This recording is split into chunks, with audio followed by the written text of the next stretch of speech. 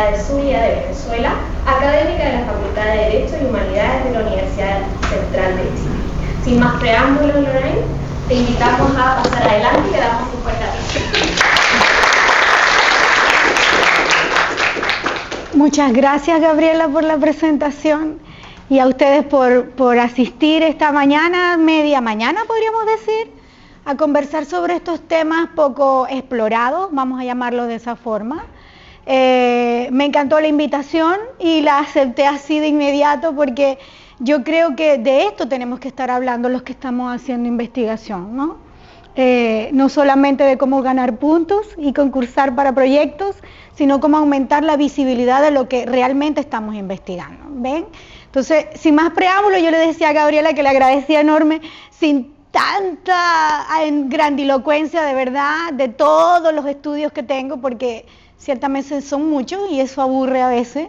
Soy una entusiasta de los datos, tengo 7 años estudiando en mi postdoc cómo abrir datos gubernamentales y ahora que llegó la inteligencia artificial generativa, mi último proyecto que ven ahí es cómo hacer transparente, algorítmicamente hablando, las actuaciones de la función pública. En eso me encuentro estudiando ahora, ¿no? En este país que me trajo desde hace 6 años a hacer mi segundo postdoc, ¿cierto?, en el Instituto de Asuntos Públicos de la Universidad de Chile, y por varias razones que no vale la pena mencionar, entro a la Universidad Central de Chile en un claustro de académicos y académicas, doctorandos y postdoctorandos para, ustedes saben, complejizar un poco lo que era la investigación de una universidad docente que quiere trascender a lo que son ustedes en la Valparaíso como más complejo, ¿no?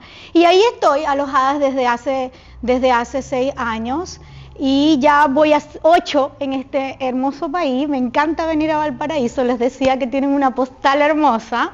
Y lo último que he estado trabajando es en esto que vengo a conversar hoy día, el enfoque Data Commons. ¿Qué es eso? Desde múltiples miradas, ¿qué significa abrir datos? No es una clase magistral, me gusta partir por ahí, es una charla, ¿cierto? Es una invitación a que distintas generaciones, me encanta ver estos encuentros que no son solo para un target cerrado, sino que veo muchas generaciones aquí reunidas, porque yo creo que nos debemos convocar a eso, ¿bien? Tenemos que empezar a interseccionalizar no solamente distintos enfoques generacionales, sino Ciencia Abierta también invita a abrir la puerta desde múltiples disciplinas, ¿no? De hecho, quien les habla viene de las ciencias jurídicas y políticas y me encanta estar hablando con ingeniería en un proyecto de Ingeniería 2030, porque yo creo que soy una ingeniera así como frustrada. En algún minuto de mi vida he debido irme por esa vía. Entonces me encanta, me siento cómoda, así que espero que podamos hacer una actividad bien interesante, ¿sí? Me pueden hacer todas las preguntas, si hablo muy rápido me devuelvo, no se preocupen por eso. Voy a hacer 3 testeos, clippers, para ser más interactiva, porque sé que algunas personas no le sienten cómodas en el formato oral, entonces lo pueden escribir para los más jóvenes, los millennials, ¿cierto? Pueden dejar ahí sus preguntas, sus respuestas y sus inquietudes también a lo que hoy vengo a conversar con ustedes. ¿Qué es eso del enfoque Data Commons? Para abrir datos, pero con múltiples impactos, ¿cierto? No desde la mirada, insisto, de ganar puntos para Fondes, sino el que quiere hacerlo así, creo que está fuera un poquito de esta conversación, aunque también podría servir para ello, ¿no? Y esa es la transversalidad de lo que vengo a conversar. El objetivo es conversar con ustedes de un conjunto de cambios regulatorios a nivel internacional, lo que nosotros llamamos el derecho comparado, que busca crear la institucionalidad necesaria para que podamos abrir datos con un enfoque muy particular que son los científicos, lo que nos convoca hoy el día de hoy, a través de unas prácticas que en este país ha llegado a través de una política que se llama acceso abierto. Y forma parte de un paraguas polisémico, que yo lo he llamado elefantiástico en algunas de mis publicaciones, que es la ciencia abierta, ¿viste? Vamos a hacer entonces un hilo conductor en estos 3 elementos, pero desde una mirada de qué hay en la institucionalidad jurídica política en el país que les permita a ustedes subirse al carril de los datos abiertos científicos, ¿no? ¿Cuáles son los incentivos? ¿Cuáles son las barreras? ¿Cómo sortearlas? De eso va a tratar un poco esta conversación el día de hoy, ¿ya? No me voy a ir mucho más allá de eso. He organizado el contenido en 5 partes para dejar una última de reflexiones finales, preguntas, ¿me entienden? Sugerencias, inquietudes o sinsabores que dejan este tipo de conversaciones, ¿no? Y antes de ello, bueno, vamos a hablar un poquito de lo que ha sido la discusión teórica de este movimiento de abrir datos con enfoque científico y las regulaciones comparadas de otros ordenamientos jurídicos que están más avanzados quizás que los avances en Chile. Hablaremos de la política de acceso abierto en el marco del gobierno abierto, que es como se incorpora Chile, ¿sí? Una de las novedades que hemos visto a nivel del benchmarking que estamos realizando. Y por último, como preámbulo de política de ciencia abierta en el que se encuentran ustedes en la universidad, que tengo entendido que todavía no ha sido aprobada y publicada, ¿cierto? Están en las primeras fases de conversación. Yo creo que esto puede servir para saber qué no es ciencia abierta, ¿se entiende? Y que sí lo es, ¿no? Esa fue una de las últimas novedades que a propósito del primer decenio o el primer lustro, quise decir, de ciencia abierta en Estados Unidos, ellos lo declararon así, que hemos avanzado y que no es ciencia abierta. De eso cerramos, con eso cerramos, ¿cierto? Abrimos reflexiones y un coffee me dijeron que está por ahí planificado. Bien. Les decía que ciencia abierta es un concepto polisémico. Elefantiástico, dice quien les habla, es un superlativo del castellano de Cervantes, ¿no? Que me encanta mucho. Pero académicamente hablando se ha dado a conocer por un conjunto de elementos, y yo lo llamo una triada. ¿Qué es esa triada? Por una parte está lo que veníamos trabajando nosotros en la forma de gobernar, que tenía que ver en acercar al target, a la ciudadanía, ¿cierto?, a las decisiones del Estado. Así lo veníamos hablando en el New Polish McNamage. Sin embargo, llega a la ciencia esa inquietud, y lo estamos viendo que se ha traspasado a otras esferas de la sociedad, ¿no? ¿Cómo acercar a las personas que tienen derecho garantizado a disfrutar del progreso científico que financia el Estado y hacerse parte de esa ecuación que yo he llamado una triada, ¿vale? Y eso amerita un conjunto de cambios. Uno de esos elementos que permiten acercar la brecha entre el target y el emisor son los datos abiertos. Y eso es lo que les vengo a explicar hoy día. ¿Qué son esos datos abiertos? Ahí les dejo un par de reflexiones y el autor y la autora de esa infografía que se acaba de proyectar. ¿Pero qué son los datos científicos? Los datos abiertos, quiero decir.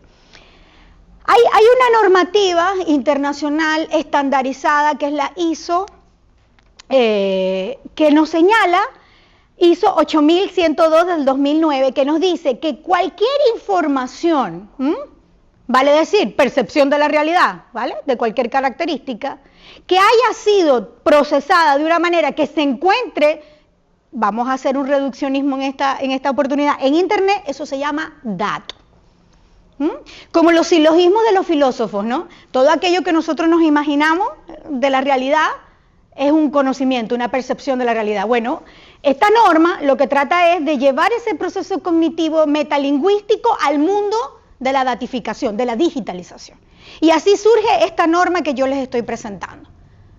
Todo aquello que haya sido creado, tangible, intangible, perceptible o no, pero que esté circulando, se llama la data esfera, lo dicen los expertos, esos son datos. Ahora, el problema que se plantea, jurídicamente hablando, esos datos, ¿de quiénes son? ¿Quiénes lo pueden usar, reusar, ¿cierto? Crear valor agregado de esos datos. ¿Cómo hacerlo? ¿Cuáles son las garantías de los derechos que se interseccionan en esa ecuación que hemos hablado al principio de la charla del día de hoy? Vamos a hablar de eso desde el punto de vista jurídico-político, que es el que establece las reglas del juego, como decimos normalmente, ¿no? Sin infringir la norma, sin incurrir en algunos repositorios que muchas veces caemos en la tentación de consultar, porque son entre comillas, gratis. Los que venimos del mundo de la economía sabemos que no hay nada gratis, ¿cierto? Todo tiene un precio y un costo de oportunidad. Entonces, sin incurrir en esas vías, ¿qué se está haciendo en la ciencia ahora mismo, en el mundo entero, a través de este movimiento, para reducir esa brecha que les decía al principio y garantizar que el target acceda al progreso científico como un derecho humano fundamental? ¿Viste? Eso es lo que vamos a conversar. Por favor. Teniendo en cuenta eso, yo quiero hacerles este primer testeo. ¿Qué tanto conoce usted o se siente familiarizado con el concepto ciencia abierta? Así, saquen todo su teléfono, escaneen el QR y van a llegar a una página que la profe tiene abierta encubierta por aquí.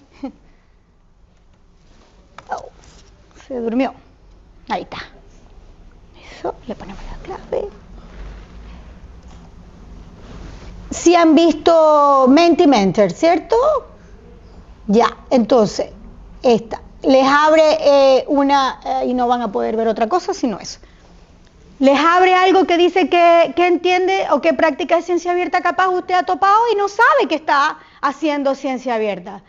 Elegirla, es lo que pido. Y vamos monitoreando, aquí, esto es lo interesante de tener varias pantallas. Entonces tú te vas aquí y puedes ir viendo los resultados, ¿ves? De las votaciones. Esto lo vamos a nunca, porque es la mía.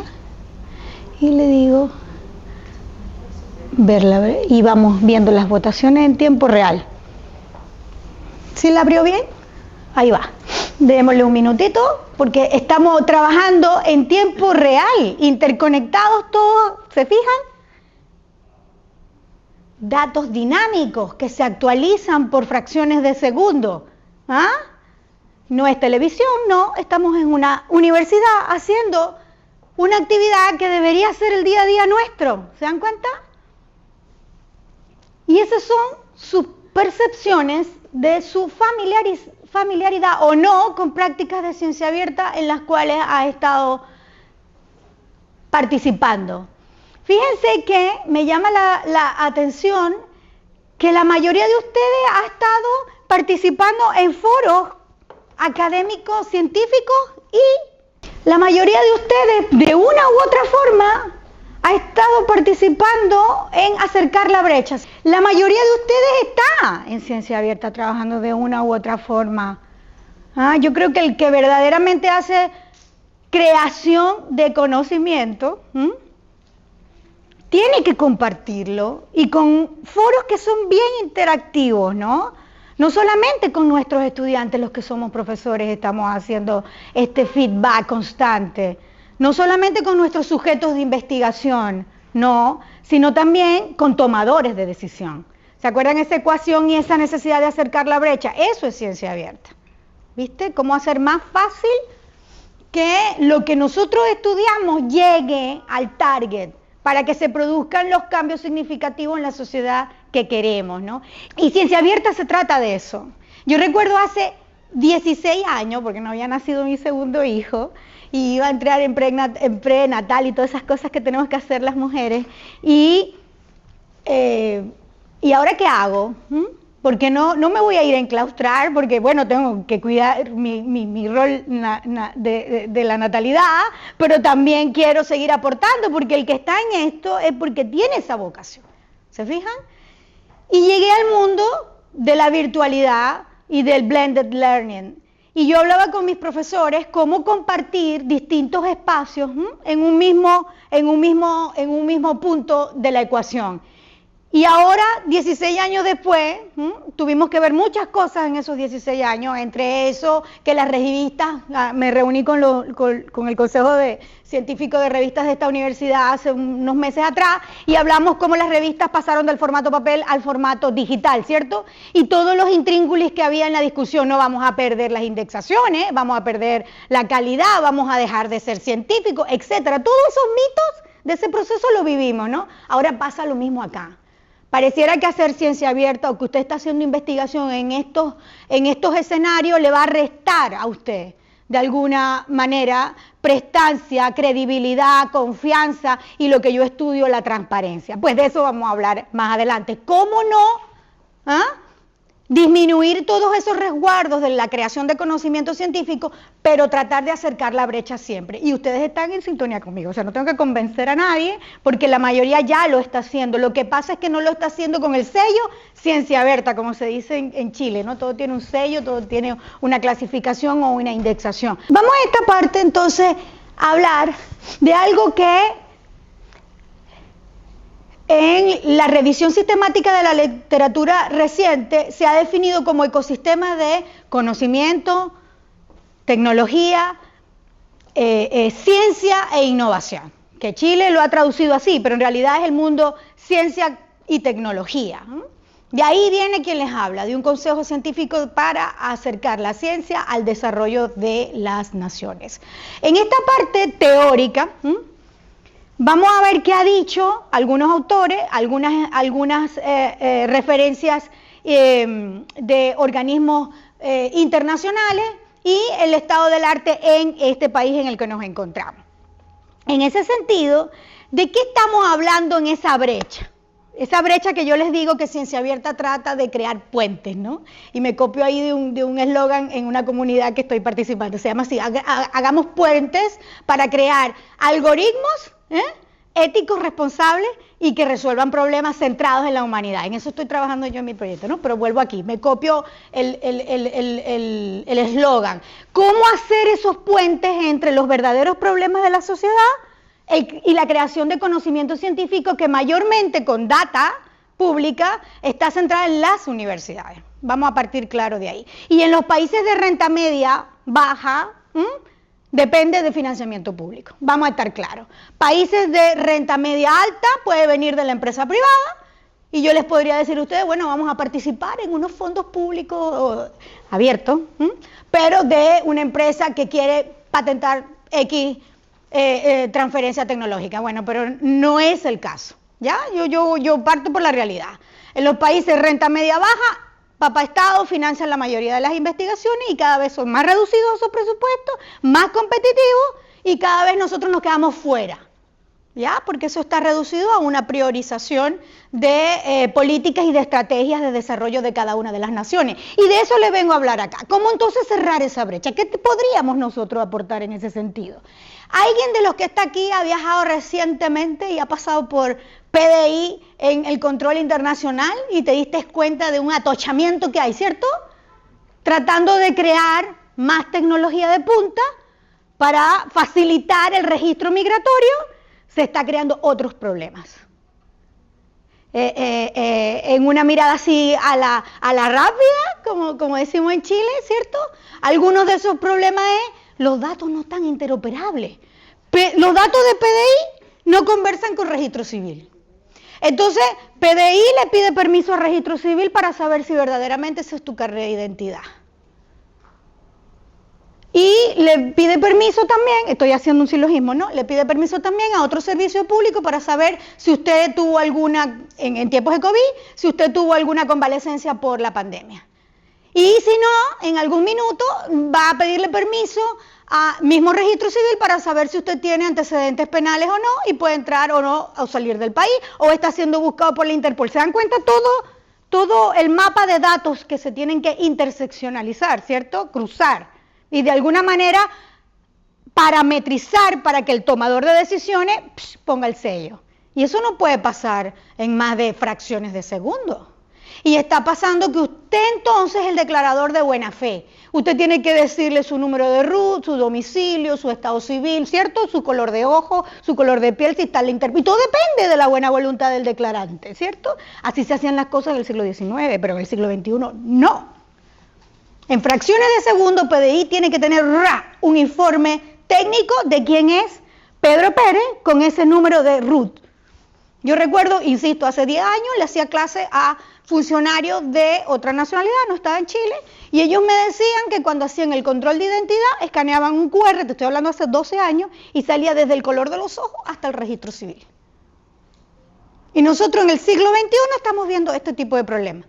Pero este tipo de problemas pasa porque esos puentes cada vez son más elevadizos y más angostos. Los que están creando soluciones en las universidades están en las universidades. Me encanta ver aquí que somos más de 20. Porque esto a veces pasa que somos 3 los que estamos hablando con 2 personas que vienen. ¿Se entiende lo que les quiero decir, no? Un abandono a ser receptores, y yo entiendo que es así. Hasta nuestros estudiantes. Académica titular, 20 años, 2 doctorados, y yo me quedé sin estudiantes en una sala de clase, porque era comer o vivir. ¿Quién va a estudiar bajo esas condiciones? Nadie, ¿cierto?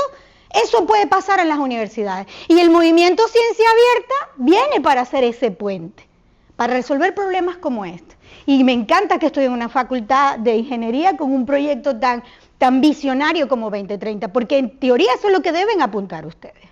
Cómo hacer que los tomadores de decisiones tengan acceso a ese conocimiento. Y que ese conocimiento científico no vaya a parar en un PDF, en una revista, que no es interoperable, que no es dinámico, que muchas veces nadie lo entiende, mucho menos un concejal, no sé, voy a decir un nombre porque conversé con ellos, de una población rural de Chile, donde tiene que tomar decisiones y crear un mapa para acercar los CENFAM a las personas de tercera edad. De eso se está trabajando en este país. Y yo quedé asombrada. ¿Cómo se está haciendo un plano cuántico en una municipalidad muy chiquitita para mejorar la calidad de vida de las personas? Eso es ciencia abierta. ¿Y cómo partió el movimiento Ciencia Abierta en Chile? No de los problemas, por favor, si lo puedes pasar. El movimiento Ciencia Abierta viene de un paradigma que aparece publicado en una revista, miren, hace muchísimos años, 2013, él se conoce como Alex Penland. Él dirige un laboratorio sociotecnológico en el MIT, este año se lo llevó Stanford, está en el Instituto de Human AI, no es casual ni baladí, está ahí por lo que nosotros vamos a conversar hoy día, del Data Commons. En esa publicación que ustedes ven ahí, ya no tiene los mismos píxeles, no está bien bonita, pero cuando la compartíamos en otros escenarios, ¿qué dice esa figura que ustedes ven ahí? Es una revista que ha analizado el problema de falta de puentes que acabo de mencionar, porque la gente va viajando con su mochila de datos y no interoperan esos datos. Cuando vamos a los foros de New York City Open Data, la única de Chile que está ahí, sí, lo dicen, ¿tenemos a alguien de Chile? Sí, yo. Y ellos hablan acerca de cómo aquí sería una alcaldía, está haciendo para que un sistema, no es biométrico, sino de visualización con sensores de AI, pueda determinar cada ciudadano que atraviesa una carretera o una calle en New York, saber todo eso que no sabe la PDI para salir y entrar del país, en tiempo real. Como eso en las películas que vemos animadas, que los policías tienen unas cámaras de detección y unos lentes, una cosa así súper sofisticada. No, ellos lo tienen en unas salas de monitoreo constante y pueden determinar quién está en qué lugar y a qué minuto determinado. Eso va a un centro de procesamiento de datos y genera reportes instantáneos a las autoridades para saber a quiénes están buscando. Si son delitos de violencia contra la mujer, podemos saber por dónde pasó esa persona en ese minuto determinado. En momentos de pandemia podíamos saber quiénes eran los pacientes cero, imagínense ustedes. O en casos de persecución política podemos saber dónde se podría estar organizando un atentado. Acuérdense que eso es uno de los primeros problemas de seguridad pública que ellos atraviesan y en los atentados que tienen a partir del 11 September, ¿sí? Del 2000, de las Torres Gemelas. Entonces, cada país va haciendo su orden de prioridades. Y eso se construye a partir, ¿se dan cuenta?, de un paper que publica un profesor en una universidad. Acercando brechas, ¿cierto?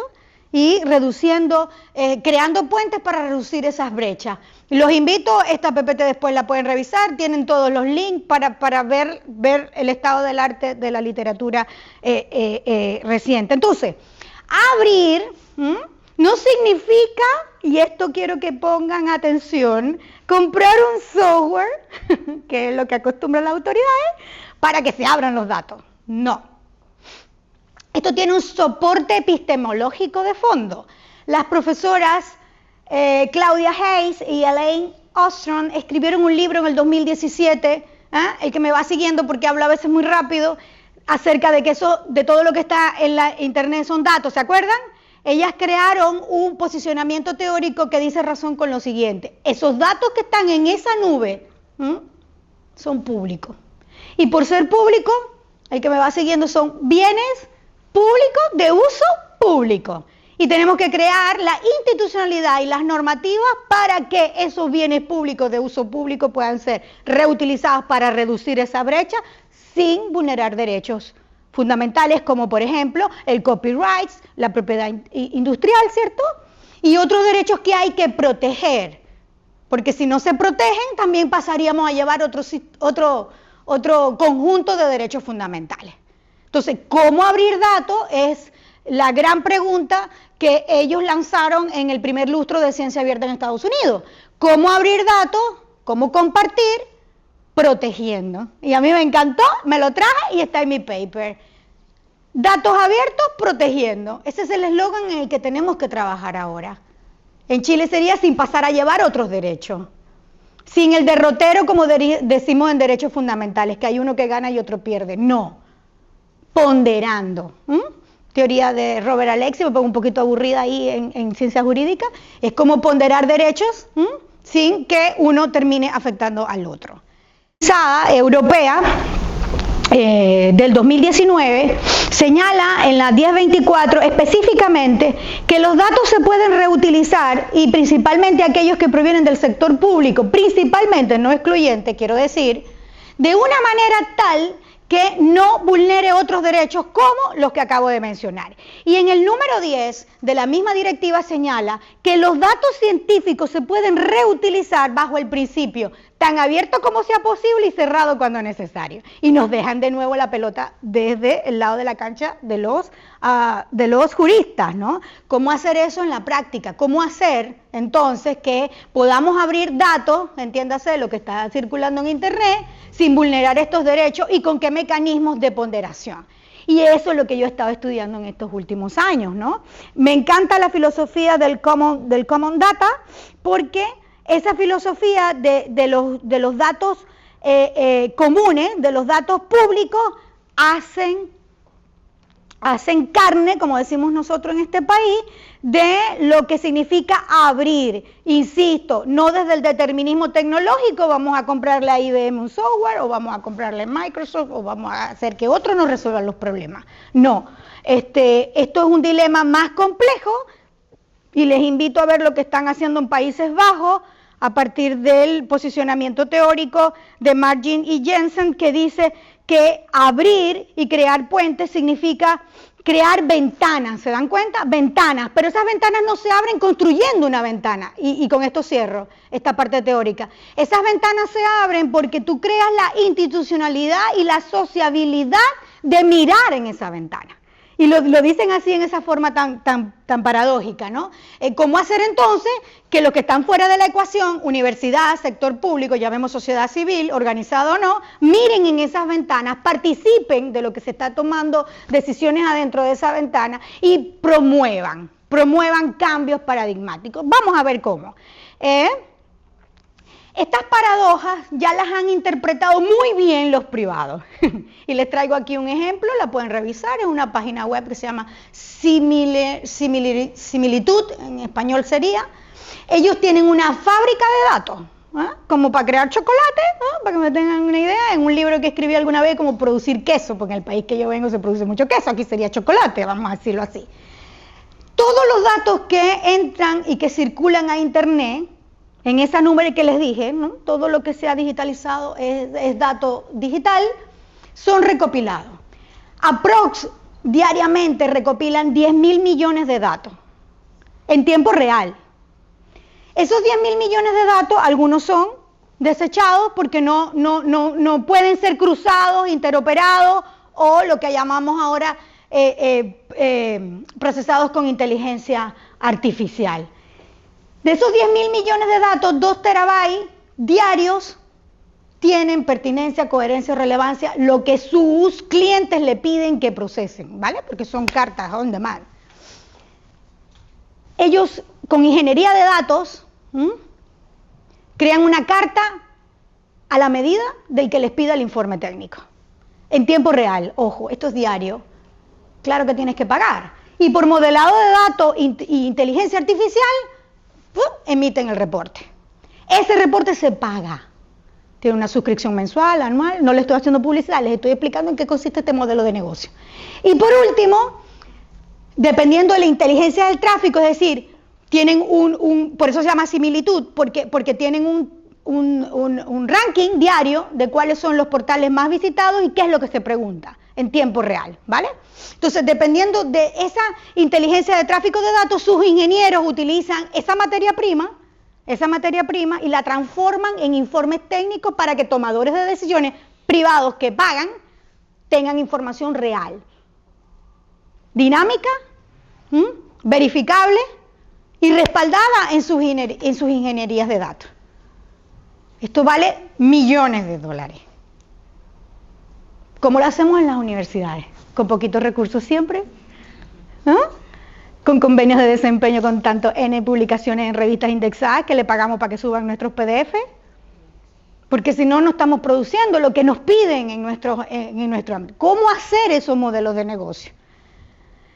En mi paper yo concluyo lo que ustedes ven ahí.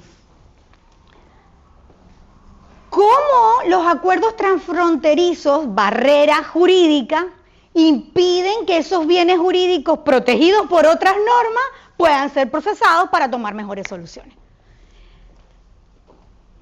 Para buscar una mejor comprensión y entendimiento en la comunidad científica de la región iberoamericana hay que entender entonces qué es lo que está detrás de estos modelos de negocio. Pasemos, por favor. Y es aquí, en donde está Chile, cómo llegó Chile aquí y para qué sirve entonces que esos datos estén en formatos abiertos. Es decir, esos hilos que vieron ahorita de procesamiento de datos, ¿vale? Han pasado por un filtro. Se dieron cuenta que la maquinita eliminaba uno y procesaba otro.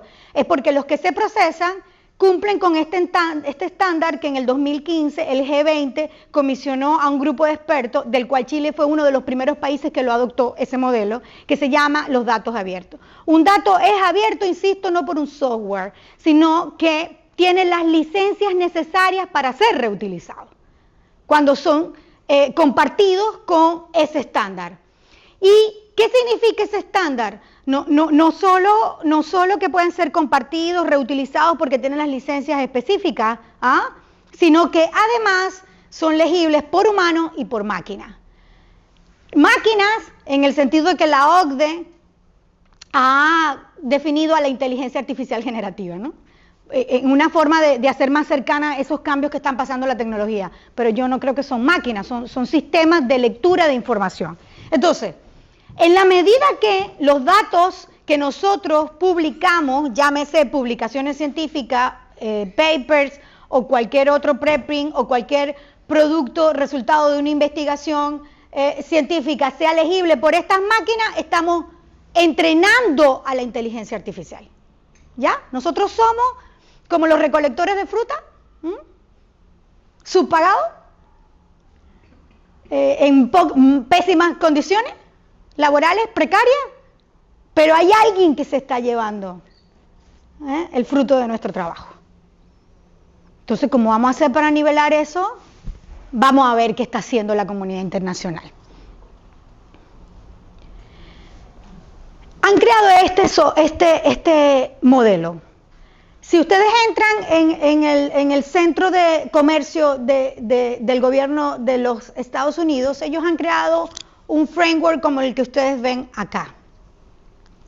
Distintos actores, ¿se dan cuenta? Producen datos. Puede ser datos que no son públicos, datos que son públicos y disponibles, y datos que vienen de bases de datos, llámese portales de datos del Estado. Todos esos datos entran a competir en un sistema de recolección, desagregación, análisis y lectura, recuérdense, por máquinas y por humanos, para que distintos usuarios, lo ven ahí, desde las empresas, este gran empresa que les dije este modelo de negocio de datos que les dije hace un minuto, empresas, nosotros que somos la comunidad científica que entramos como comunidad general o stakeholders generales, podamos proveernos de esa información y crear valor agregado. Ese es un modelo como se está haciendo en Estados Unidos. Pero ellos, pásalo por favor, ellos no llegaron ahí del estándar de la ISO 200 hasta inteligencia artificial generativa, sino que pasaron por un proceso.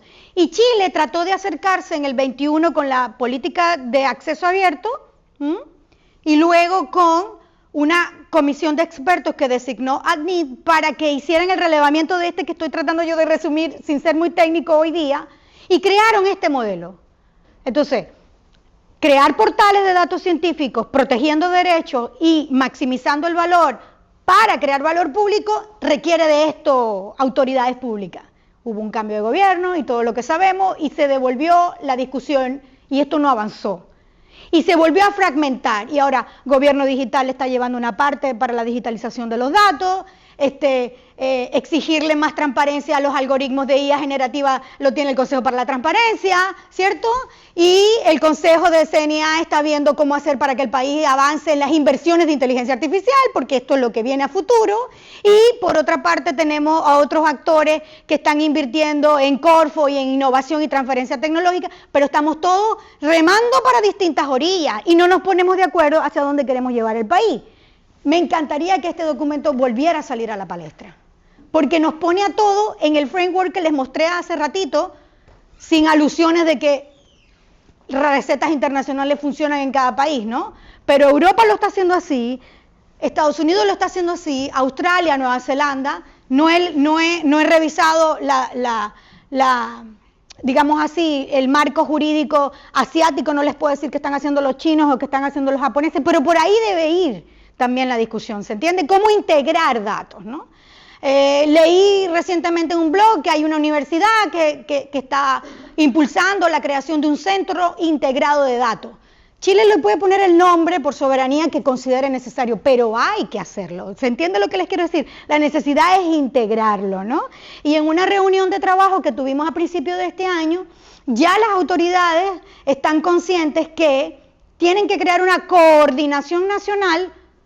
No la van a llamar de datos porque va a pasar este conflicto que les estoy diciendo ahorita de competencia entre distintas organizaciones con competencia legal, ojo. No es que ninguna se está pasando a llevar a la otra, todas tienen competencia sobre la materia, pero tienen que crear una coordinación nacional que la pueden llamar integración de datos, o le pueden poner el nombre que quieran, o pueden crear una nueva organización. No sé si lo va a tener la nueva Agencia de Protección de Datos, para mí sería un gran error, a pesar de que con quienes trabajo todos defienden la protección de los datos.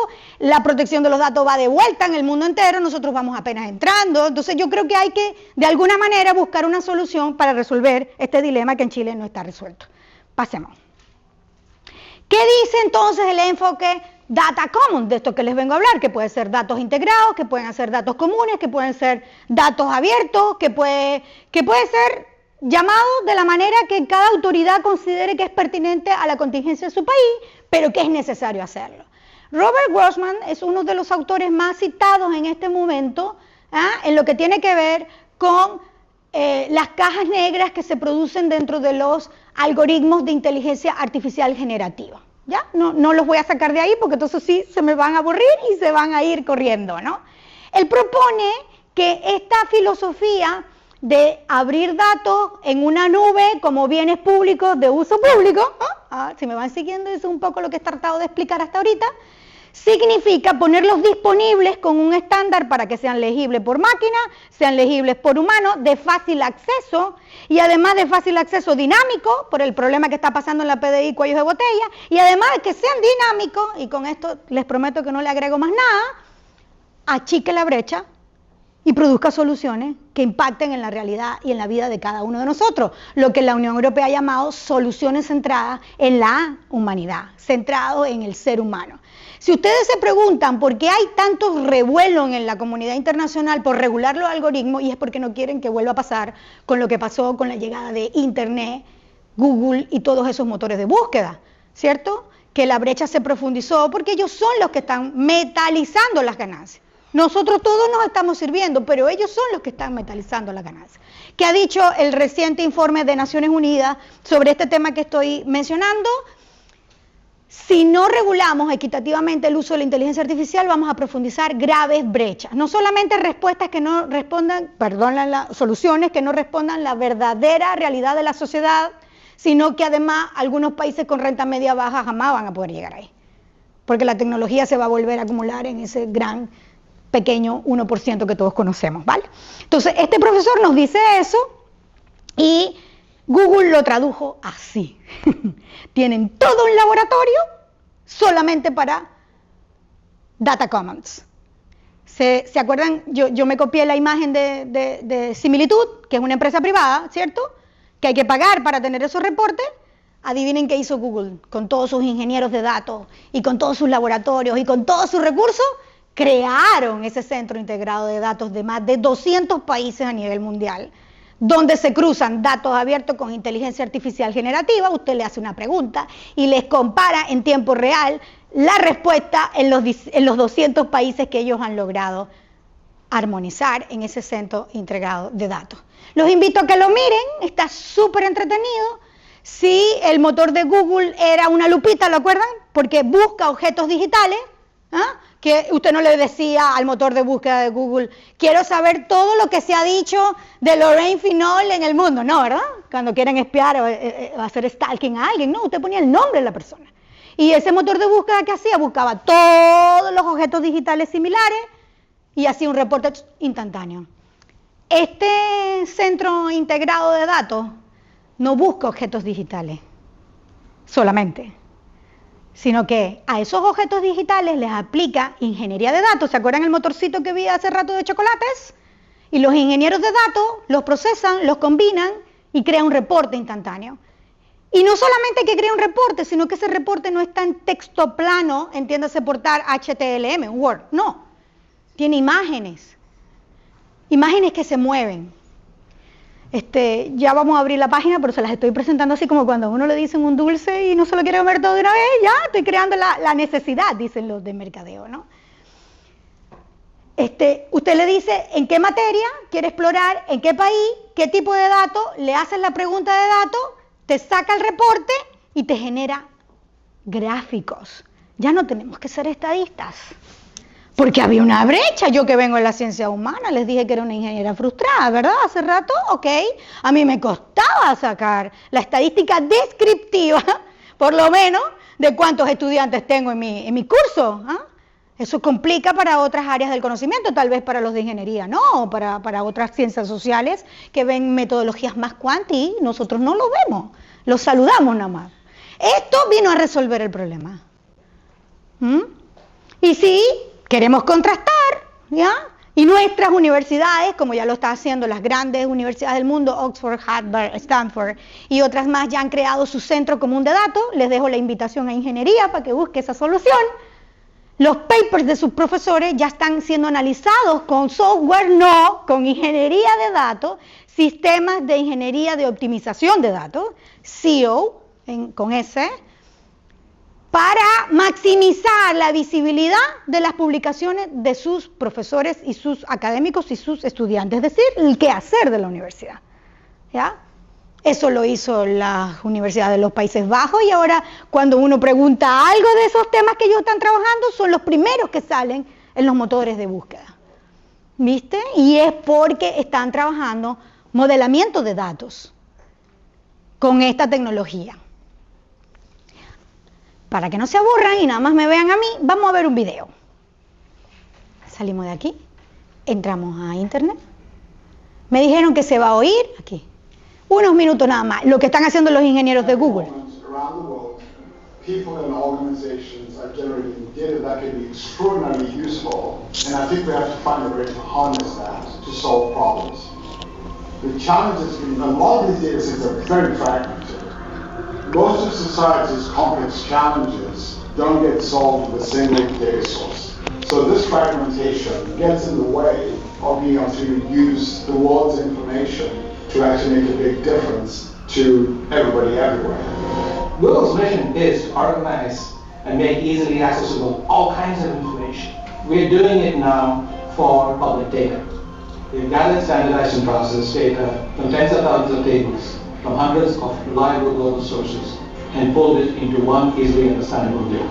This is the fun part. Now comes AI and natural language processing. Most people don't think in terms of scatter plots or variables of interest or data points or triplets. They think in terms of the question they want to ask of data. Now imagine if you could just simply ask the question in ordinary.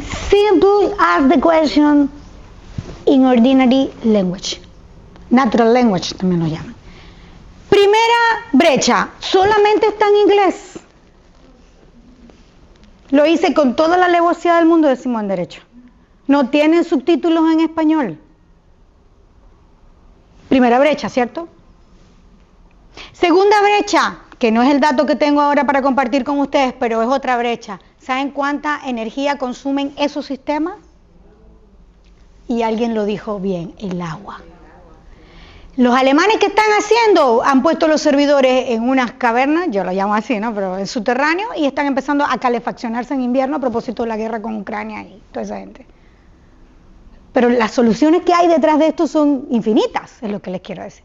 El video está súper interesante, lo pueden terminar de ver, es disponible de acceso abierto, porque ahora la bondad que tienen estas plataformas es que crean automáticamente la academia, que significa crear personas con estas competencias. Y las universidades o se suman o se quedan fuera. Alguien me preguntaba en una entrevista durante pandemia, porque yo vengo hablando de modelos B-Learning hace muchísimos años, les dije, ¿van a desaparecer las universidades? No, se van a transformar. Tienen que entender que forman un rol fundamental en esa ecuación que les dije al principio. Durante pandemia trajeron a Chile, el CEPAL, en una charla así como esta, muy amena, a un experto en SEO, que por cierto no es chileno, pero que está haciendo este rol en otras partes, y decía que tuvieron que entrenar a los algoritmos para que misinformation y disinformation, es decir, información falsa sobre los antivacunas y la tierra plana, estos algoritmos no las replicaran. En ese minuto esa era la emergencia mundial, ¿cierto? Que la gente empezara a vacunarse.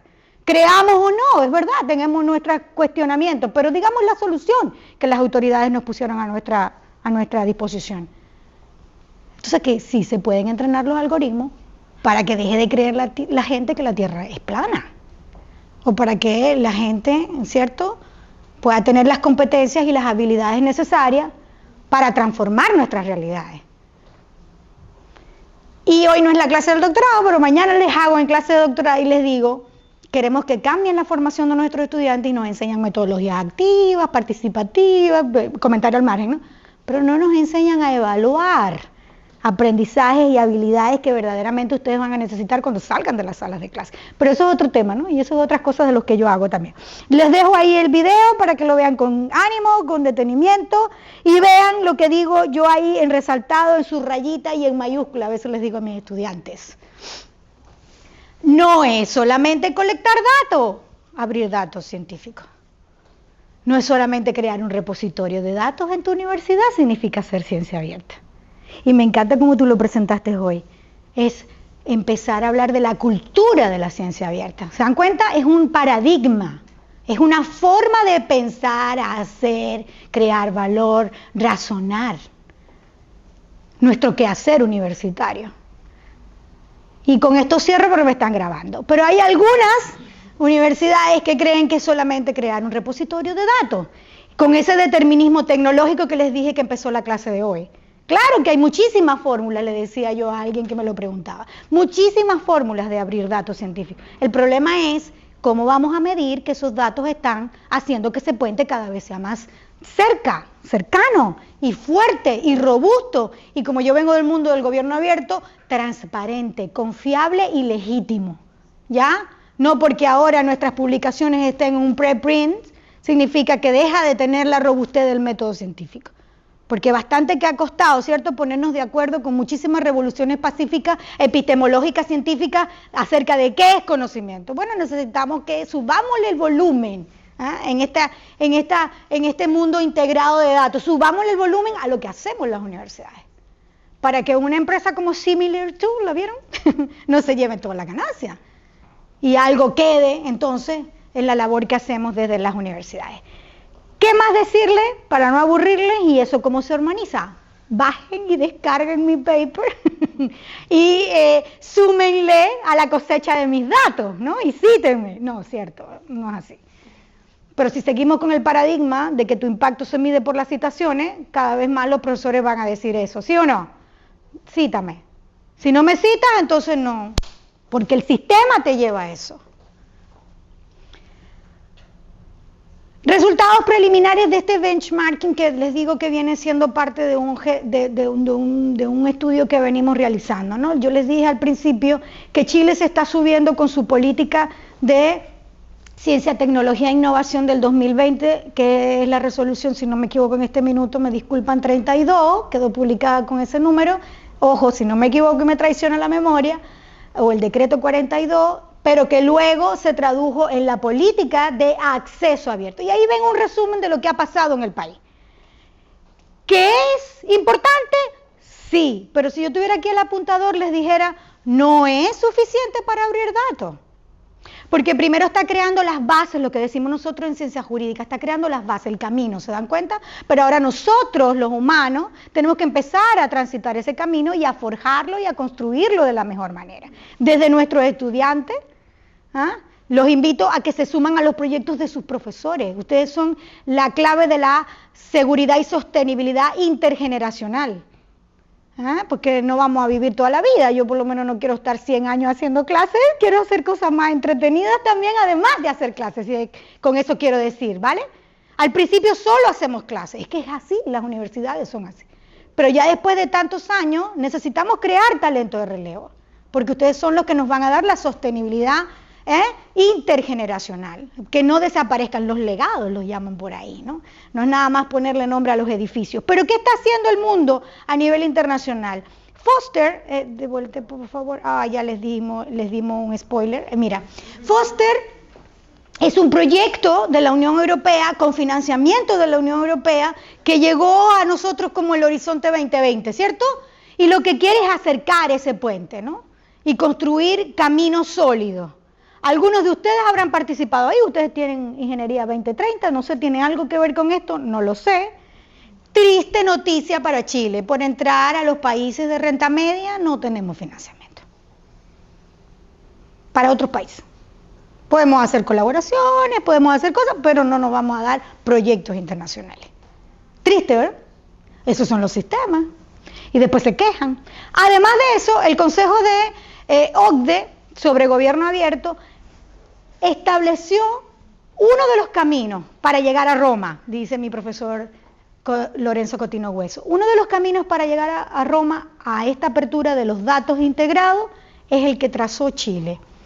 En el plan de acción para el gobierno abierto número 4, ¿cierto? Se creó un compromiso entre todos esos organismos que comparten competencias concurrentemente en datos, ¿no? En información digital del sector público. Y se aliaron con la NID. Y yo la llamo una superhéroe en Chile, ella no sabe mucho que yo la presento así. Se atrevió a comprometer un acuerdo entre el sector público, la sociedad civil y la academia. ¿Quién les habla? Yo formo parte de la red de gobierno abierto. Y se creó el compromiso para abrir datos científicos, 2018-2022. Ya no está en ANID, sospechoso, no lo sé. Ella fue la que se hizo responsable porque estos acuerdos llevan nombre y apellido. ¿Quién es el funcionario que después tiene que rendir cuenta del avance de ese compromiso entre sociedad civil, sector público, que era ANID, y nosotros, la red académica de gobierno abierto?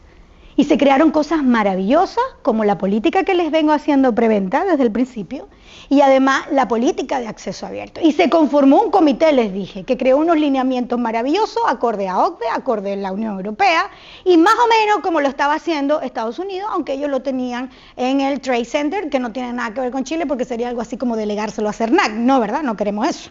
Queremos que lo siga haciendo la NID, ¿ya? Pero eso está guardado en una gaveta. Y no solo que está guardado en una gaveta, sino que no se crearon las normativas para abrir los datos, como la directiva que les dije hace rato, tarea que hicieron los demás países, y ahora llegó la inteligencia artificial.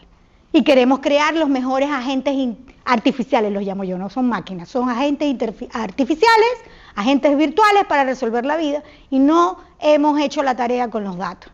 ¿Con qué vamos a entrenar a esos agentes virtuales? Con datos fragmentados, con datos incompletos, y vamos a empezar a producir sesgos. Los que estudian estadística saben lo que significan esos errores, y ahora decimos que las máquinas son discriminadoras y nos han sembrado un miedo enorme con todo lo que viene con la inteligencia artificial, y el problema es que no ordenamos la casa, se dice en economía. ¿Y por qué? Nosotros que estamos en la ciencia jurídica lo defiendo, porque no hay leyes, pues, no son coercibles, son acuerdos nada más. Aquí no hay nadie que vaya recluido a pena privativa de libertad porque no hizo la norma de datos abiertos, ¿verdad? Nadie, y no lo va a haber. Porque no existen normas que obliguen a abrir los datos. Directiva 1024-2019, les dije, de la Unión Europea. Y en Estados Unidos, ojo que no estoy repitiendo recetas, solo que a mí me pagaron mi estancia de investigación allá y tuve que aprender cómo lo están haciendo ellos, ¿vale? 2019 crean su ley de gobierno abierto, datos abiertos, y obligan a todas sus agencias, con penas pecuniarias y administrativas, lo que se llama en Chile derecho sancionatorio administrativo, a la agencia que no publicaron los datos en ese estándar. Por supuesto, llegó el 2022 y ya tenían la cama hecha, ¿se dan cuenta? Aunque aquí significa otra cosa, pero la tarea completa. Hemos ordenado los datos. Ahora vamos a programar a estos agentes virtuales con esos datos en tiempo real, dinámicos, validados, como nos gustan a los que hacemos investigación, creíbles, sin sesgo, posiblemente, pero un error muestral, ¿cierto? Aceptable, para que nos resuelvan los problemas. Pero estamos en nuestro país y no pasó lo mismo, la tarea no se hizo, se dejó así para después. Y ahora, a donde vamos a llevarlos, si no se aburren, es una historia de terror. Porque entonces la historia de terror es que nuestros portales de datos científicos y nuestros portales de datos abiertos del sector público no se pueden acoplar, porque no son legibles por máquina. Mi postdoc en Chile, hicimos un estudio y evaluamos los datos abiertos de 2 comunas rurales. ¿Qué saben ellos que son los datos abiertos? No sabíamos que estaban hablando. Y resulta que eran los funcionarios encargados de abrir los datos del sector público, porque en Chile hay una recomendación de datos abiertos, y ya van a ver en qué quedó esa recomendación de datos abiertos. Entonces, una historia de terror, lo que pasa con el acceso abierto y especialmente con datos abiertos científicos. Le pregunté a ChatGPT, ¿y por qué Chile entonces tiene este desorden? Y me sacó esto. Cuando bajen la PPT, le pueden abrir las notas y dice lo que dice mi paper, ¿no? Porque yo entreno al agente virtual.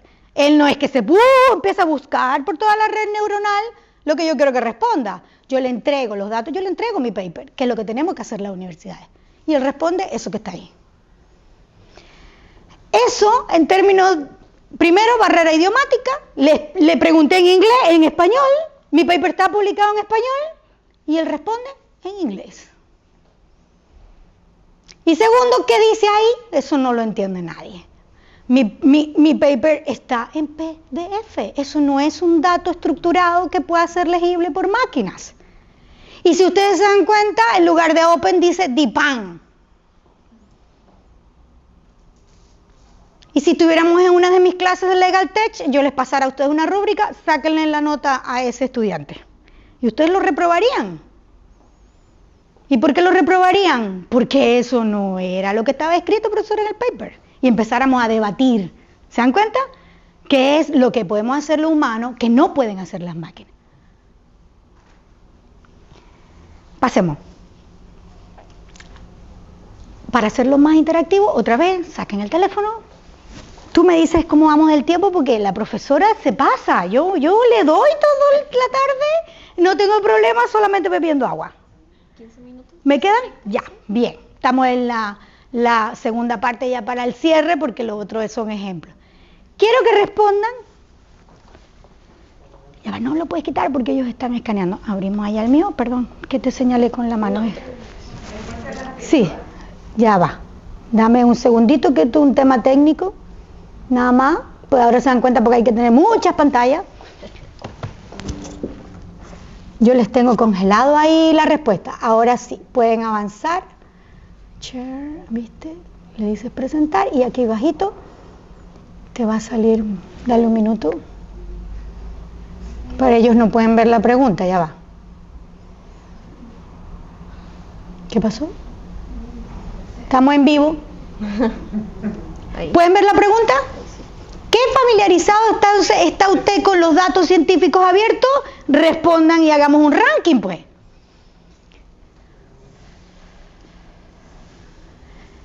¿Saca la respuesta? ¿En este? No, allá, veamos a ver si es verdad que la están respondiendo. No. Ahí, monitorearlo.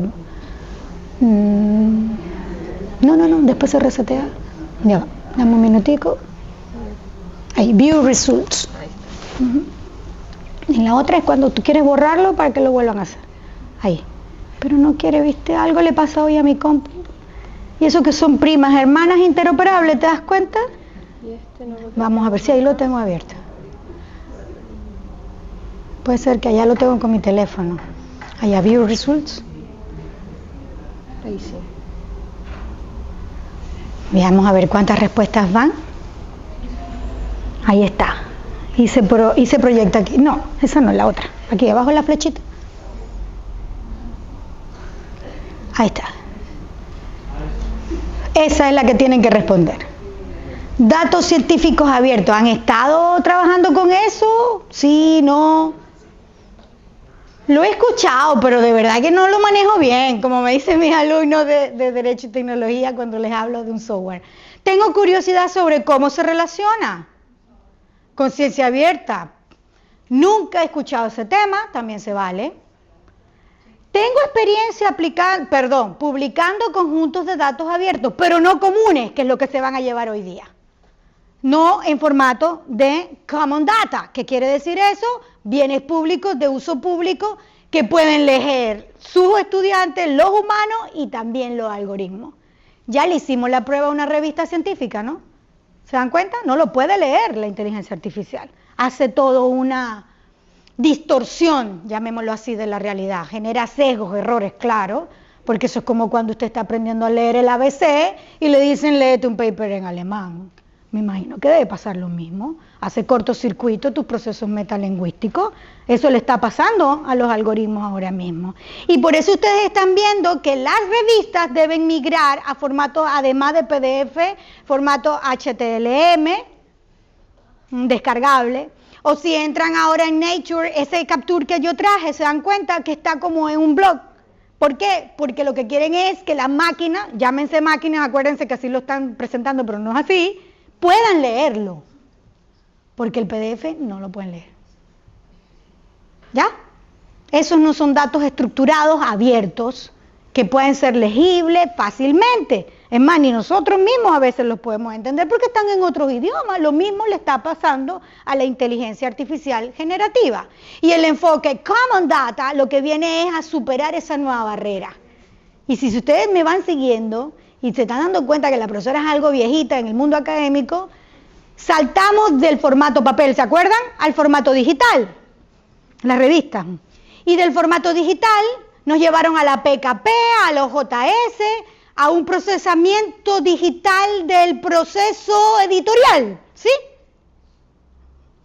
Y ahora nos están pidiendo que tenemos que publicar esas papers con toda esa, llamémosla, metodología editorial, doble peer review, etcétera.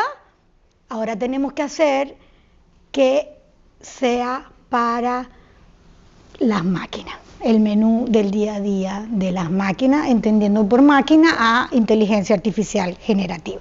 La mayoría de ustedes me dijo, he escuchado algo de eso, pero ni idea cómo se maneja.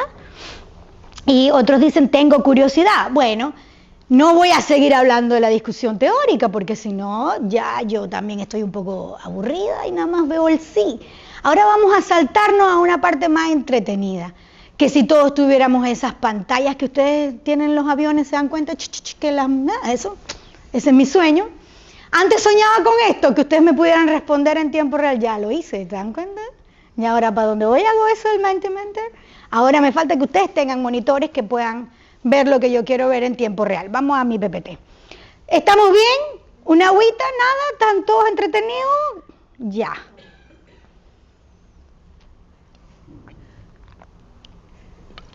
Aplicaciones. Eso se mueve, pero aquí no se quiso mover. Está hecho con inteligencia artificial. Una de las primeras aplicaciones que ustedes ven ahí de un marco de datos comunes. Financiamiento público. El Instituto Nacional de Cuidado de la Salud. Sería aquí FONASA, por ejemplo, que tuviera estos prototipos de financiamiento para universidades. Yo sueño y los sueños se hacen realidad, ojo. Todos los médicos del sistema de salud en tiempo real, en una nube, ven las últimas publicaciones, los últimos tratamientos del cáncer. ¿Eso qué significa? Que un médico de un CEFAM de Punta Arenas, no me equivoqué, ¿verdad?, o de Arica, tiene acceso a la tecnología de punta como si estuviera en Vitacura o en Las Condes. ¿Le suena realidad con algo que está pasando en el país, verdad? ¿No? ¿O sí? ¿No le suena como? ¿A dónde va usted si se quiere? Bueno, de la región que yo vengo dicen todo el rato que sí. Eso es lo importante de hacer información acoplada a las necesidades de las personas. ¿Qué me dicen en la cuarta región donde yo resido? No, es que aquí si uno se quiere ver con un especialista, tiene que viajar. ¿Y yo cómo es eso? No, aquí no hay especialista para esto. Bueno, esa es la realidad del país. Esto vino a revolucionar esa realidad. Estamos hablando de 50 estados que para nosotros serían regiones, con diferencias de personas, de enfermedad, de territorio, de clima, de costumbre, todos con el mismo derecho a acceso a la salud. ¿Qué se está haciendo en cáncer? Solamente por usted ser médico del sistema de salud, entra y en tiempo real puede ver lo que está. Se lleva Registro Nacional del Cáncer ese. Además. Fue un proyecto financiado por Corfo. Aquí también, bueno, gracias. Y que la Universidad del Paraíso participó. Maravilloso. Me tienen que pasar esa información para cuando yo salga de Chile, entonces yo les hago publicidad. ¿Se dan cuenta? Imagen en la nube. Tratamiento en la nube. Y dentro de poco, como está en formato First Data, un agente virtual, tú no tienes que ir a Las Condes. El agente virtual en tu teléfono te monitorea y te dice qué es lo que hay que hacer. Yo no le estoy haciendo publicidad a nadie, yo estoy hablando de hacia dónde van los cambios para acercar la brecha. Tengo familia en otro país y mi hermana, ¿qué estás haciendo? Estoy caminando. ¿Y por qué? Porque mientras más camino me sale más barata la póliza de salud. ¿Ah? ¿Se dan cuenta? Tiempos reales, dinámicos y cambios. Caminar abarata su bolsillo. Entonces empiezan a caminar las personas. Palabra cierta. Otra realidad. Controles anuales monitorizados virtualmente. No voy a decir otra vez el ejemplo de mi hermana porque me va a cortar la cabeza, pero es verídico, un familiar, todos los años solamente tiene que ir a la cita a hacer el muestreo de sangre y el agente virtual en su teléfono le dice, no, tú estás bien, no te preocupes. O le renueva la receta y ella va a la farmacia y la retira. ¿No le suena eso que puede disminuir las listas de espera? Conversando con otro familiar del sistema de salud pública, ahora sí en Chile, me dice que las listas de espera son una penuria.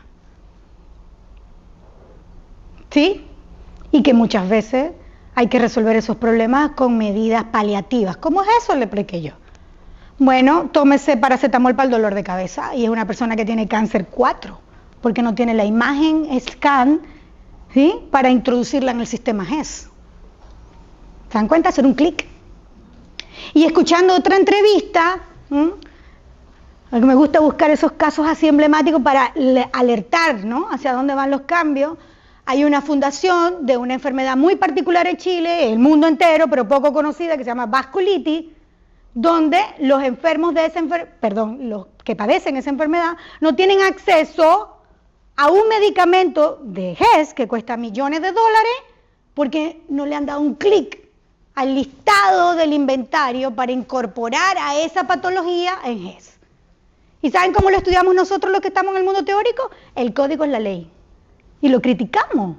Porque entonces lo que queremos es abrir los códigos para que sean más accesibles. En este caso se entiende, ¿no? El ejemplo de la enfermedad de vasculitis, ¿no?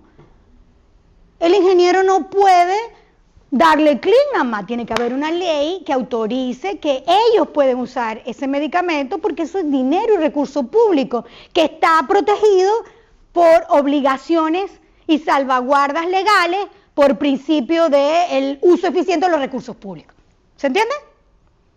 Entonces no es nada más como el código es la ley, como decimos los juristas, ¿no? Hay un conjunto de elementos que se tienen que armonizar para que las personas de vasculitis, se llama así, puedan tener acceso a ese medicamento por salud pública.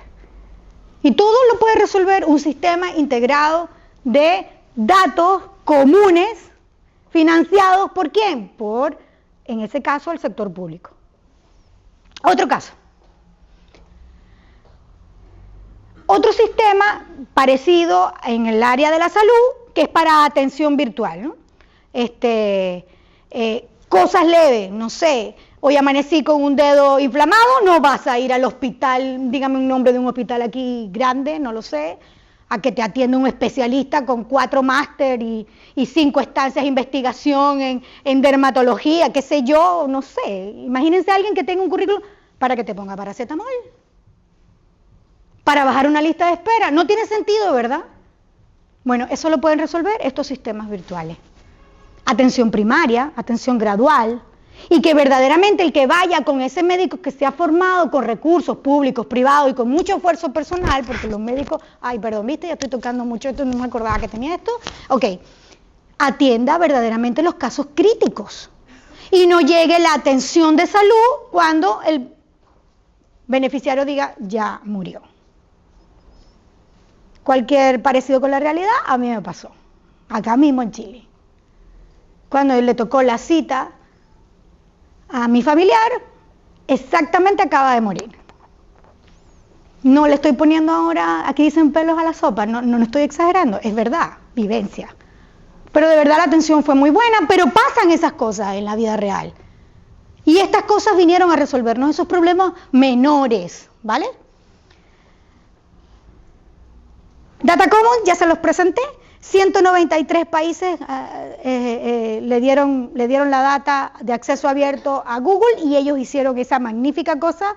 Mi último proyecto que estoy pidiendo fondos internacionales está con datos de ellos. ¿Se fijan? OpenAlex, no sé si lo conocen, es otra iniciativa de sistematización de literatura validada científica, esta que nos gusta a nosotros. ¿Ya? En los últimos años y nos genera la data y no tenemos, yo no sé, yo me tardé un paper a hacer una sistematización teórica 3 años, 4 personas, un equipo de 5 estudiantes, no sé cuántos recursos, esto lo hace en fracciones de segundo.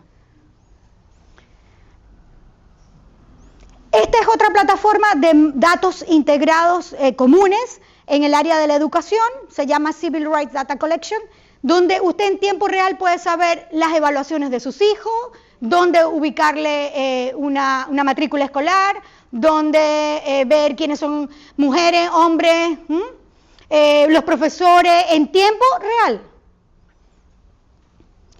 Chile, yo siempre voy con esta carta de presentación, hasta que ustedes no habían conocido este centro de datos integrado, interoperable, en tiempo real, dinámico, chileno, con recursos públicos chilenos, no lo conocen, ¿verdad? Bueno, se los presento. Se llama Datos Abiertos del Consejo para la Transparencia.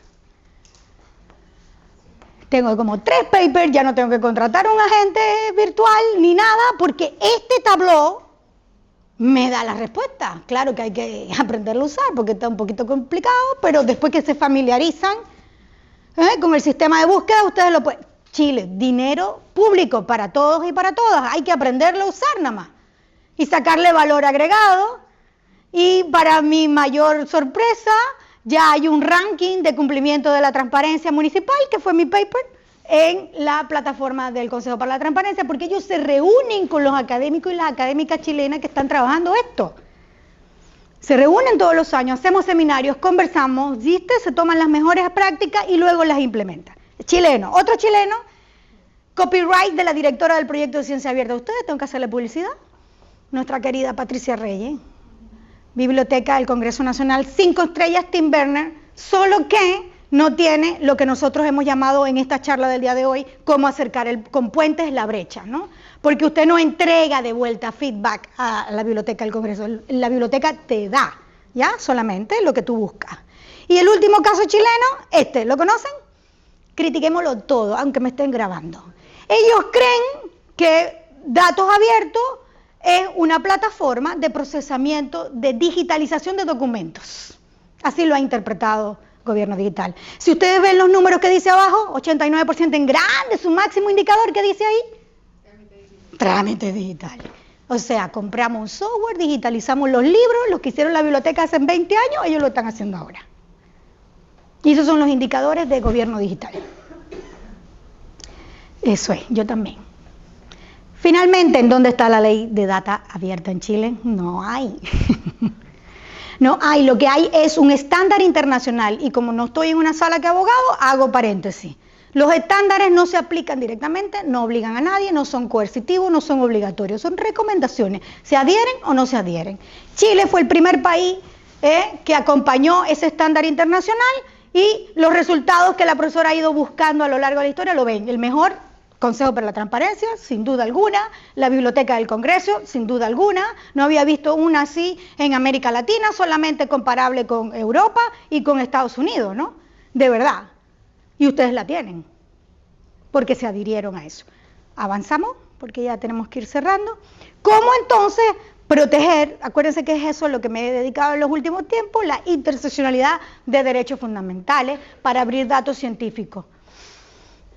Yo me quedo con el ecosistema de ciencia y tecnología chileno, con su primera política de acceso abierto. Yo quiero hacer énfasis ahí, no de ciencia abierta.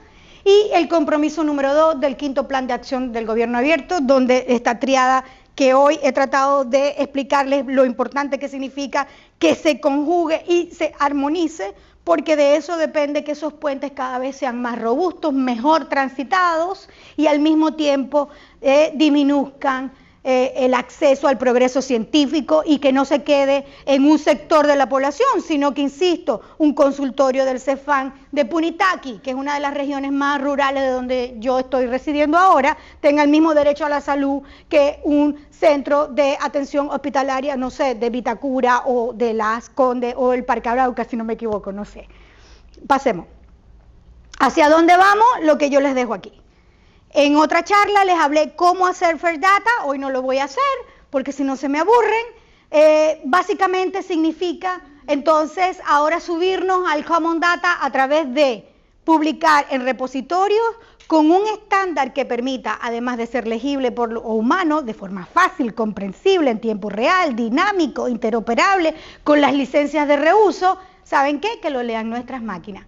Y que los motores de búsqueda no sean algoritmos de objetos digitales persistentes solamente, sino que le incorporemos motores de búsqueda que puedan, a través de la ingeniería de datos o el CO, que decía hace un minuto, el sistema de modelamiento de ingeniería de optimización, permita que estos nuevos agentes virtuales nos generen unos reportes en tiempo dinámico, real, instantáneo, y no se hagan las filas en la PDI para poder salir y no sellen el pasaporte. Con esto voy cerrando, se los prometo. ¿Cuál es el problema? Lo que les decía al principio, en términos prácticos, nos decían en el taller de Fair Data, es que la información cada una está en un compartimiento distinto, ¿lo ven? Y los motores no pueden encontrar lo que nosotros le estamos preguntando. No es que el algoritmo es injusto, es discriminatorio, ¿vale? Como nos están haciendo pensar, o que profundiza la desigualdad social. No, es que nosotros guardamos la información en distintos compartimientos y él no sabe dónde buscarla, no la puede leer. Somos nosotros los que tenemos que entrenar al algoritmo, tenemos que entrenar a la gente virtual, tenemos que darle la información a ChatGPT. ¿Se acuerdan de lo que les dije de mi PDF? Él no pudo leerlo y me dijo algo parecido. DAPAN en vez de Open Data, ¿no? Ok, cierro diciendo lo siguiente. La otra. Acciones individuales. Mientras se ponen de acuerdo las autoridades, ¿vale? ¿Qué podemos hacer nosotros desde nuestra vereda? Del quehacer universitario. ¿Sentarnos con los brazos cruzados a ver cómo se caen los muertos? No, ¿verdad? Podemos impulsar cambios desde nuestra esfera individual. Y esta es la invitación que les dejo para que se la lleven. Hay 7 acciones sencillas que podemos hacer como profesores, profesoras, estudiantes, tutores, ayudantes académicos, etc. Y una de esas acciones es revisar blogs académicos como el que ustedes ven acá, que ojalá algún día nuestras universidades también lleguen a tener esos blogs, donde no solamente se publiquen objetos digitales, sino también información procesada actual. Yo siempre lo sigo a él, lo pueden seguir en Facebook, yo que soy más viejita Facebook, ustedes tal vez Instagram, o entran directamente al blog de Google, como ustedes lo prefieran. ¿Qué recomienda este blog? Bueno, primero que nada, publique pero con su mismo nombre todo el rato. Y yo les decía siempre a mis estudiantes, el correo no puede ser miconsentida.com, porque si no, ¿quién los va a leer? Entonces, lo mismo pasa en nuestro boom de los agentes virtuales. ¿Cómo quiere que te conozca el algoritmo? Entonces, usted escriba con un nombre consistente, con su nombre patronímico, con su nombre civil completo, para que luego también seas conocido de esa forma en el mundo digital. Luego, revise lo que están haciendo los SEO, eso que nos dejan ver gratis, sin pagar. Ya, ellos llaman gratis, ¿no? Eso es lo que nos dejan ver así. Ya no son tags. Yo les decía, eso como cuando los buenos tiempos de Twitter, ¿se acuerdan que tagueaban las palabras, no? Eso es sistemas ingenieros de modelamiento óptimo de información. Ahora, vayan a estas empresas de SEO a ver qué se ha dicho sobre lo que usted está investigando y trate de hacer que lo que usted publica tenga cierta similitud para que los algoritmos arrojen tu paper, tu trabajo, tu ponencia. O sea, te apoyes con esa muleta, ¿te fijas? De la nueva tecnología de búsqueda de la información. Ahora trato de que todos mis papers digan transparencia, inteligencia artificial, algoritmo, todo el mundo está en el boom y así te buscan. Pero si les digo eso de Data Commons, eso nada más Gabriela aceptó la invitación, porque es muy futurista, ¿se dan cuenta? Todavía no va por ahí las conversaciones a nivel país. Y por último, quiero decir, la otra acción así a corto plazo que podemos hacer como a título personal, publica todos tus datos de investigación. Hay repositorios tercerizados sin paga. Yo por lo menos ocupo OSF, que lo financia la NASA y lo financia también Force 11, de ahí recibí la capacitación. No tenemos que invertir solamente a aprender a ocuparlos, ¿no? Como debe ser. O pueden ocupar otros repositorios tercerizados de datos científicos como Zenodo también, mientras que su universidad crea su repositorio de datos. Pero para crear esos repositorios de datos científicos, no solamente es comprar el software, sino luego hacer ese trabajo que yo estoy diciendo que hacen los sistemas de ingeniería de búsqueda de la información optimizados. Algunos actores han creado los curadores de datos en las universidades para que ellos se encarguen cómo hacer la comunicación científica especializada, para hacer que los algoritmos generales conversen con esa información científica y salgan tu paper, tu trabajo, tu ponencia como los más buscados. Lo otro, publiquemos en revistas reconocidas y de corriente principal. Uno de los mayores errores en los cuales yo me incorporo es haber pasado la mayor parte de mi vida publicando en las revistas multidisciplinarias, ¿no? Eso que llaman de varias áreas del conocimiento. En una área del conocimiento en particular, lo otro es que publiquen documentos de revisión para aumentar capacidad de citación. ¿Eso qué significa? Los que llaman los preprints ahora, ¿se dan cuenta? En un repositorio ustedes, estoy trabajando en este proyecto, por favor me lo pueden criticar, comentar, cuestionar, para hacerlo más transparente y te deja conocer por ese tema. Publicar en revistas de acceso abierto, que significa no pago de AEPC, de esos gastos de procesamiento, Alguna vez lo hemos hecho por ignorancia, a veces por apuro, lo que sea, pero la tendencia es cada vez a minimizar el uso de esas herramientas y lo que les decía al principio, compartir el preprint, pero no solamente dejarlo en la plataforma del repositorio de datos, sino empezarlo a compartir en Facebook, en Instagram, antes Twitter cuando tenía buena fama, ahora no sé cuál es su posición, no lo sé con precisión, pero se entienden que todos sepan que estás trabajando eso. LinkedIn, el centro de mayor tráfico de información, y con esto cierro, no les voy a hacer más preguntas. Conclusiones, el enfoque Data Common involucra un montón de cambios, sin lugar a dudas, y de desafíos con marcos normativos que no están adaptados a los cambios que están ocurriendo, pero también significa oportunidades y garantías para que lo que nosotros hacemos sea reutilizado y se produzca para crear valor público y mejorar la calidad de vida. Eso lo había borrado, eso está ahí, adelante, eso, ¿no? Adelante, ahí. Esto salió publicado un mes y se los dejo ahí en LinkedIn, para que lo puedan ver después. La ciencia está cansada y no en balde me lo dijo el cargador, tenemos que hacer un receso. La ciencia está cansada porque nos están pidiendo cantidad versus calidad. Y este estudio que ustedes ven ahí publicado hace un par de meses dice razón con lo siguiente. Están preocupados los expertos porque la creación de conocimiento cada vez es menos disruptiva. Ahora la creación de conocimiento es básicamente menos por más, ¿no? Es decir, han oído de la operación Salame, o no sé cómo lo llaman en Chile, que vamos rebanando las publicaciones porque tenemos que tener, ¿perdón? Esa misma. Los agradecimientos por esta tremenda charla, taller, valiosa presentación. Y por compartir también todo tu conocimiento efectivamente con todo lo que tiene que ver con los datos científicos y la ciencia abierta. Tu entusiasmo y tu claridad al abordar los temas nos han brindado una comprensión profunda sobre la importancia de abrir los datos, contribuir desde nuestro espacio, como decías tú, y ahí con los tips que nos mostraste también, promoviendo la ciencia abierta, la reutilización de los datos, el trabajo interdisciplinario y conectando los problemas de nuestra sociedad con el mundo académico y científico. Les damos nuestro presente. Oh. Muchas gracias. Gracias a ti por invitarme.